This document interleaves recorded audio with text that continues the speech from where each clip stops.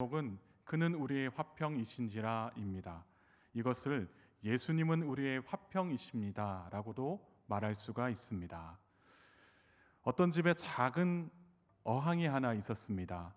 그 작은 어항에는 금붕어 두 마리가 살고 있었는데 이 둘은 별로 사이가 좋지 않았습니다. 아침에 눈만 뜨면 싸우는 겁니다. 저녁까지 싸우는 겁니다. 어떤 이유로 싸웠을까요? 어항도 좁은데 자꾸 돌아다닌다고 싸우고, 주인이 주는 먹이를 나보다 하나 더 먹었다고 싸우고, 나보다 위에 있다고 싸우고, 나보다 아래에 있다고 싸우고, 그렇게 사소한 것까지도 이유로 만들어서 싸웠다고 합니다. 그러던 어느 날 이 금붕어 두 마리가 대판 싸우게 됩니다. 얼마나 크게 싸웠냐면 물고 뜯고 하면서 서로에게 큰 상처를 주었다라고 합니다. 그러다가 그만 금붕어 한 마리가 죽고 말았습니다. 그렇게 되자 남아있던 금붕어 한 마리가 신이 난 겁니다. 이제 이 어항은 내 거다. 이제 모든 음식은 다 내 거다 하면서 정말 좋아했습니다. 그런데 바로 다음 날 주인이 어항 쪽으로 걸어옵니다. 불길하죠. 주인이 오더니 그 어항에 살아남은 그 금붕어보다 더 큰 금붕어 세 마리를 잡아넣게 된 것입니다. 예전에 다른 금붕어랑 살 때도 싸우면서 그렇게 지내왔는데 이제는 다른 금붕어 세 마리랑 싸워야 하니까 얼마나 힘들었겠습니까? 그 뒤로 이 금붕어는 찍하는 소리도 못 내고 함께 살았다라고 합니다. 정말 아무것도 아닌 그 이야기 같지만 어항 속에서 벌어진 일들이 마치 우리 주변에서도 일어나는 것만 같습니다. 사람들은 서로에 대해 이해하려고 하지 않습니다.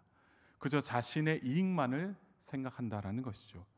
용서하고 자비를 베풀기는커녕 이익을 위해서 비도덕적이고 비상식적인 일들이 벌어지는 곳이 바로 우리의 세상이다라고 말할 수가 있습니다. 사람들이 아무리 바꾸려고 노력해도 세상은 조금도 바뀌지 않을 것입니다.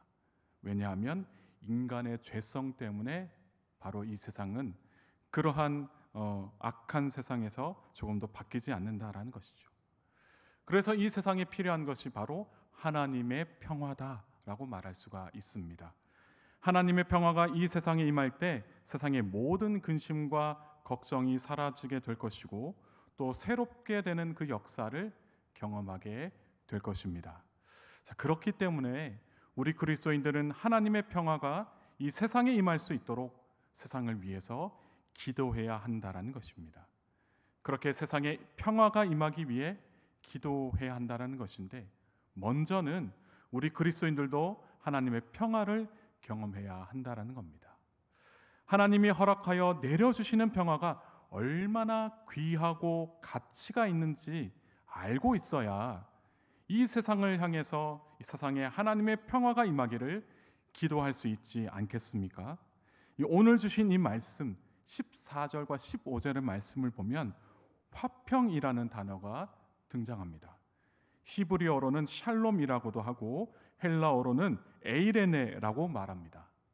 이 에이레네를 화평이라고 말하지만 평안이라고 말할 수도 있고 평강 또 평화라고도 말할 수가 있습니다. 가장 기본적으로 화평이 가지고 있는 특징이 무엇이냐면 사람들이 에이레네라고 하는 이 화평을 얻게 되면 개인뿐만이 아니라 공동체 전체가 육체적으로 그리고 정신적으로 무사하고 안전한 상태를 경험하게 된다라는 것입니다. 그러니까 영과 육의 안전함을 이 화평을 통해서 경험하게 된다라는 것이죠. 또한 성경에서는 경제적으로나 정치적으로 풍성한 은혜를 누리게 될 것이다 라고 말하고 있습니다. 화평을 얻으면 바로 이렇게 풍성한 은혜를 누리게 된다라고 말하고 있는데 그래서 시편 37편 11절에서는 이렇게 이야기하고 있습니다. 그러나 온유한 자들은 땅을 차지하며 풍성한 화평을 즐거워하리로다. 아멘. 바로 이렇게 이야기하고 있다는 것이죠. 이때 풍성한 화평이라고 하는 것이 바로 경제적으로 풍성해지는 것을 의미하고 있습니다. 경제적으로 풍성해지는 것이 목적은 아니겠으나 이러한 은혜도 함께 누릴 수 있다라고 말씀하시는 것이죠. 또한 역대상 22장 9절의 말씀에서는 보라, 한 아들이 내게서 나리니 그는 온순한 사람이라. 내가 그로 주변 모든 대적에게서 평온을 얻게 하리라. 그의 이름을 솔로몬이라 하리니 이는 내가 그의 생전에 평안과 안일함을 이스라엘에게 줄 것임이니라. 아멘. 바로 솔로몬을 통해서 그 나라가 화평하게 된다라고 말씀하고 계십니다. 따라서 우리가 평화를 얻게 되면, 화평을 누리게 되면 영육의 안전함을 얻게 될 뿐만이 아니라 평화를 위해 평안과 함께 누리게 될 은혜도 있다라는 그 사실을 우리가 기억해야 한다라는 것입니다. 그렇기 때문에 먼저 세상을 위해서 세상에 평화가 임하기를 기도하기 전에 우리의 삶 속에 평화가 임하기를 먼저 기도하고, 그 평안을 가지고 우리 함께 있는 그 모든 이 공동체가 평안을 누릴 수 있도록 기도해야 한다라는 것입니다. 오늘 말씀의 배경이 되는 곳은 바로 에베소 교회입니다. 에베소의 교회를 향해 사도 바울은 그는 우리의 화평이신지라 라고 말하고 있습니다. 여기에서 말하는 우리는 에베소 교인들을 말하는 것입니다. 그래서 에베소 교인들아, 예수님은 우리의 화평이시다 라고 사도 바울이 선포하고 있는 것입니다. 지금 에베소 교회에는 화평이 필요하다라는 것이죠. 왜냐하면 그곳에는 예배하는 교인들이 두 집단이 있는데, 두 집단이 서로 뭔가 불편한 관계에 있었다라고 이야기를 하고 있는 것입니다. 한쪽은 디아스포라 유대인들이었고 또 한쪽은 이방인들이었습니다. 이들은 함께 예배를 드리고 있었지만 여전히 함께 하기에는 보이지 않지만 이 둘을 갈라놓는 벽이 있었다는 것입니다. 서로 불편하게 만드는 그런 것들이 있었다는 것입니다. 그것이 언어의 장벽이 될 수도 있고, 그것이 문화의 장벽이 될 수도 있고, 그것이 신분의 장벽도 될 수가 있는 것입니다. 해외에 있는 한인교회에서 이러한 비슷한 문제를 겪고 있는 것을 때로는 보게 됩니다. 해외지만 한인들이 모여서 예배를 드리기 때문에 그 나라 사람들이 쉽게 들어오지 못하는 것을 보게 되죠. 그렇다고 아예 안 들어오시는 것도 아닙니다. 몇몇 분들이 한인교회를 찾아오셔서 함께 예배를 드립니다. 그렇게 되면 한인들과 또 외국인들이 함께 예배를 드리게 되는데, 처음에는 언어의 장벽 때문에 힘들어 하시다가 나중에는 문화적인 부분에서 안 맞아서 힘들어하는 것을 볼 수가 있었습니다. 제가 볼 때 한인교회 교인들이 그 나라 분들에게 맞춰주는 것도 한계가 있었던 것처럼 보였고, 또 그 나라 분들이 한인교회에 적응하는 것도 쉽지 않았다는 것을, 한계가 있었다는 것을 보게 됩니다. 이러한 부분들 때문에 때로는 오해가 쌓이기도 하고, 그 오해로 말미암아 서로 상처를 주고받는 그런 일들이 생기게 됩니다. 아마도 에베소 교회도 이러한 비슷한 문제를 겪지 않았을까 하는 생각이 듭니다. 복음을 받아들였지만 복음 이외의 다른 장벽들 때문에 계속해서 오해가 쌓이고 서로에게 상처를 주는 일들이 있었다라는 것이죠. 그런데 이 사도 바울은 단순히 에베소 교인들만 가지고 말하는 것이 아니다라는 것을 볼 수가 있습니다. 사도 바울이 말하는 우리에는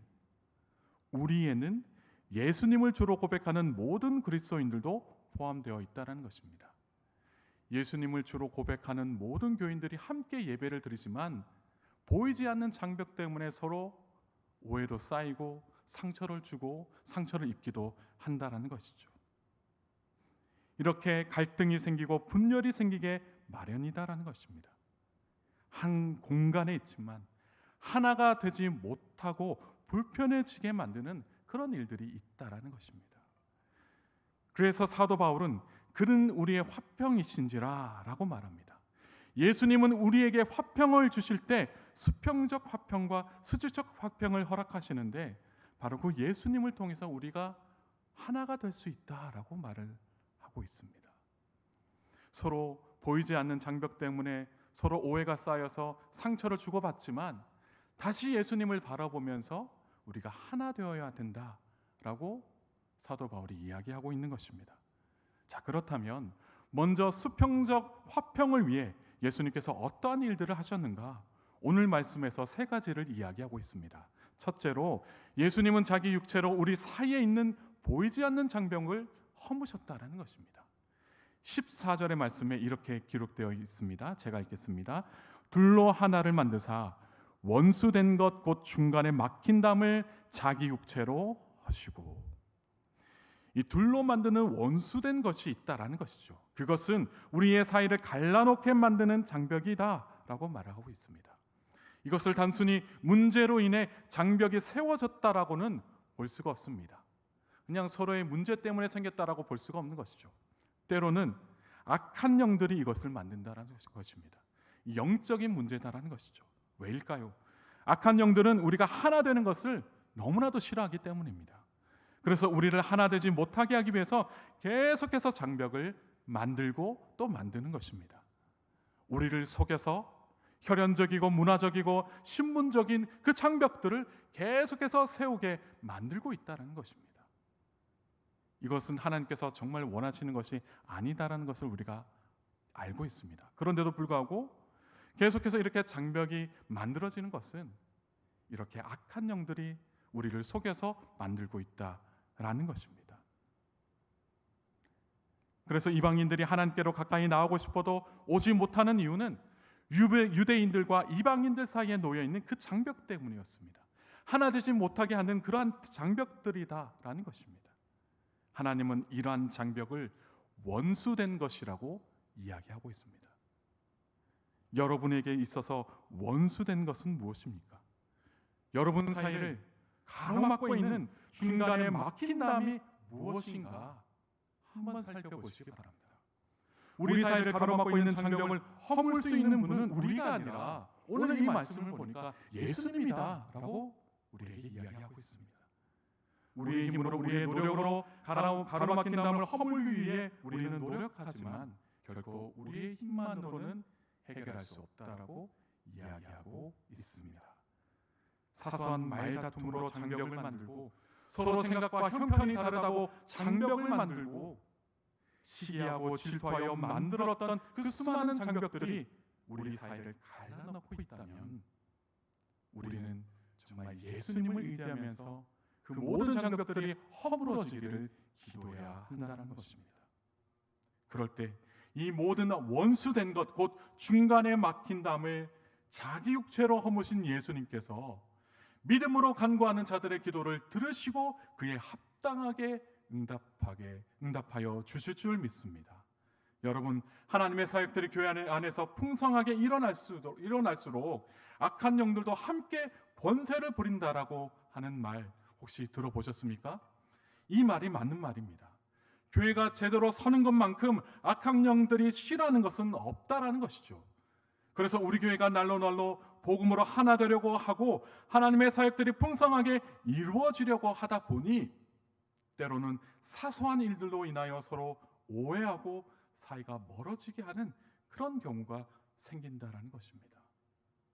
이럴 때일수록 우리가 예수님의 이름을 의지하면서 우리 사이를 멀어지게 만드는 원수마귀를 대적해야 한다는 것입니다.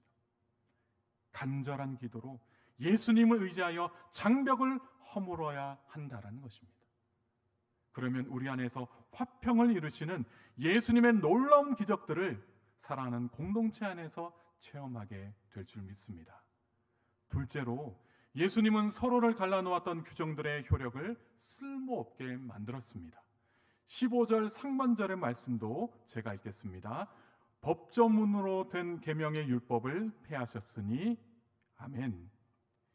이 말은 율법의 규정들이 다 필요 없다라고 말하는 것이 아닙니다.